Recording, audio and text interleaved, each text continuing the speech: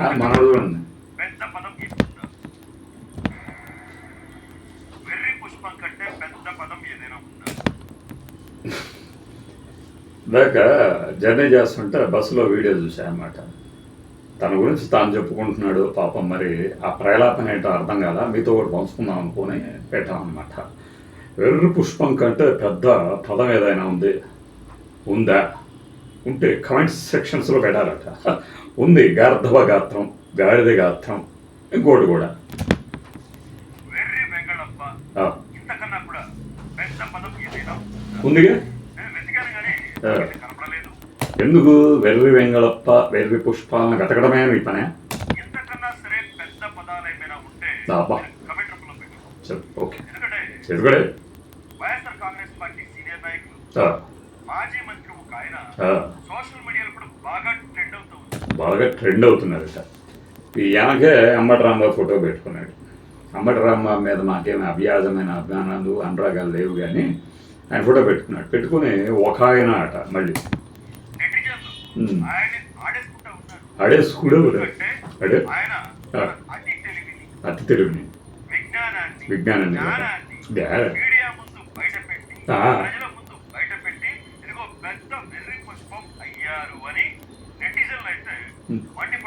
అదే ఆట ఆడేసుకోవటం, మండిపట్టడం రెండు ఉంటాయా? ఫన్ ఉండాలరా.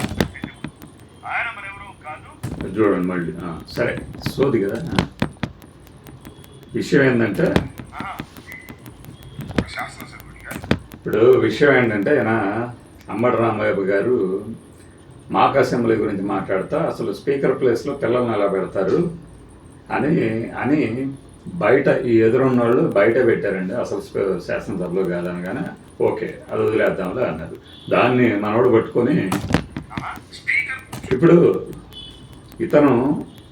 అతని గురించి మాట్లాడాడు, మనం ఇతని గురించి మాట్లాడొచ్చుగా. హక్కు ఉంది, రైట్ ఉంది.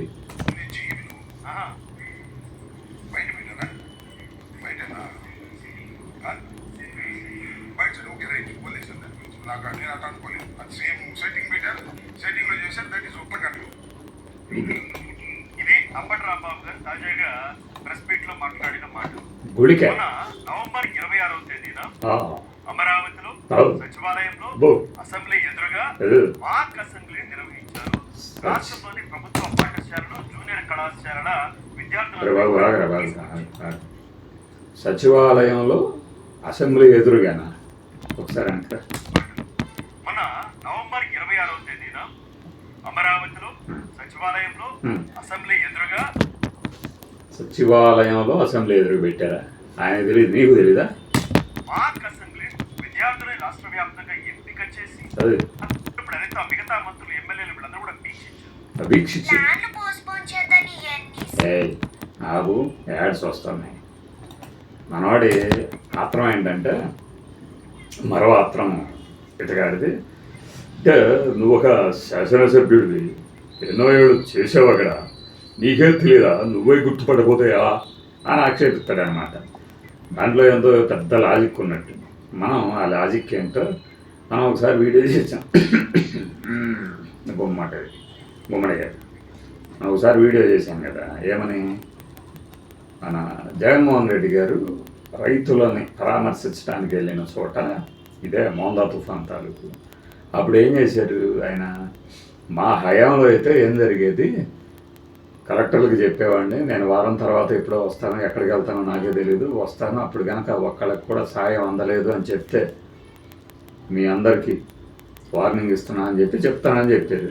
దానికి వీడేం చెప్పాడు, ఇతగాడేం చెప్పాడు, పులిహార ఏం కలిపాడు ఆ రోజు. మాకు అర్థం కదా, మీరు ఇంకా సీఎంగా ఉన్నారనుకుంటున్నారా అని తెలివి లేనట్లు బిహేవ్ చేశాడు కదా. మరి నీకు తెలియదా ఆ రోజు, ఏం జరిగిందో? ఆయన కూడా అలా ఎందుకు మాట్లాడు మరి అంటే ఆయనకు తెలియదు. అది ఓకే, అదేం పెద్ద తప్పు కాదే. అసెంబ్లీలో ఎక్కడ ఉన్నారు ఆయన, అసెంబ్లీలో సీట్ కానీ ఎందుకు ఆ రోజు మాకు అసెంబ్లీ చూసిన మాకే అనిపించింది యాజ్ ఇట్ ఈస్గా సెట్ చేశారు, నిజంగా చేశారు లేదా అని. దానికి పెద్ద అసెంబ్లీలో కూర్చున్న ఆయన లేదు, బయట నిలబడి క్యాంటీన్లో టీ తాగిన ఆయన, సైకిల్ స్టాండ్ మీద చెప్పారు.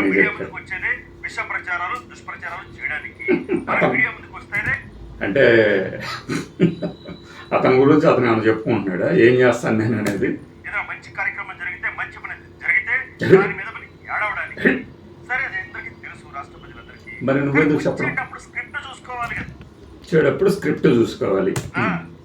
స్క్రిప్ట్ సరిగా ఫాలో అవ్వాలి కదా. ఆ, ఎవరిచ్చారు స్క్రిప్ట్? ఎవరు? అంటే వైఎస్ఆర్ కాంగ్రెస్ పార్టీ నాయకులు ఎంత గుడ్డిగా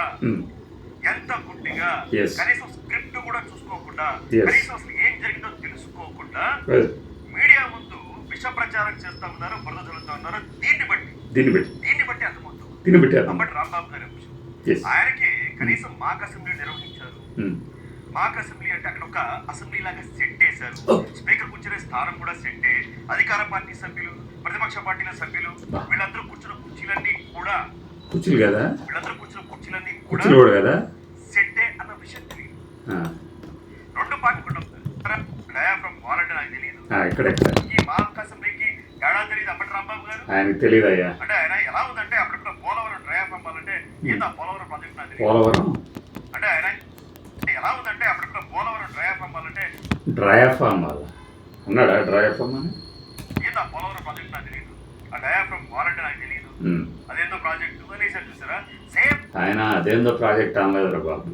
ఆ ప్రాజెక్టు ఆ నిర్మాణం ఎప్పుడు పూర్తవుతుంది, అది అసలు ఏంటి నాకే అర్థం కాదు. ఇంక మీకేం అర్థం అవుతుంది అన్నాడు.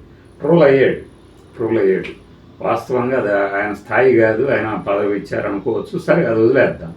నువ్వు ఇంత నిష్ణాతుడివి కదా,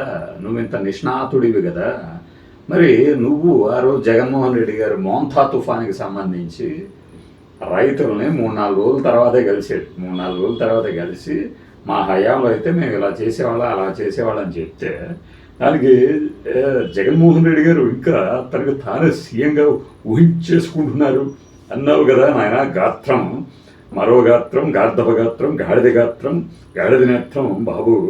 మరి నీవు చూసుకోబడలేదా ఆ రోజున స్క్రిప్ట్? ఆ స్క్రిప్ట్ పెట్టుకొని చదివే నువ్వే ఇలా ఉంటే అంబటి స్థాయి ఏంటి? మంత్రి కదా ఆఫ్టర్ ఆల్. అప్పుడు నువ్వంటే మహామేధావి కదా, నువ్వు చూసుకోవాలి కదా. ఇలాంటివి ట్రోలింగ్ మెటీరియల్ చాలా ఉంటుంది. అంబటి రాంబాబు గారు అయ్యా, మీరు 5 ఏళ్ల పాటు అదే అసెంబ్లీలో కూర్చున్నారు కదా. నువ్వు ప్రతిరోజు స్క్రిప్ట్ చూసుకునే చదువుతావు కదా, మీకు తెలుసు కదా. మరి నీకు తెలుసు కదా స్పీకర్ స్థానం ఎలా ఉంటుంది, నిజంగా ఏం మాట్లాడాలి, జగన్ అక్కడ ఏం మాట్లాడాడు ఉండాలి కదా. నన్ను నీలాగేందుకు అభినయించాలి. ఇది మీడియా ముందుకు వచ్చేదే బురద చల్లడానికట. బహుశా అంబటి రాంబాబు బదులు తనను తాను ఊహించుకుంటూ చెప్పాడేమో.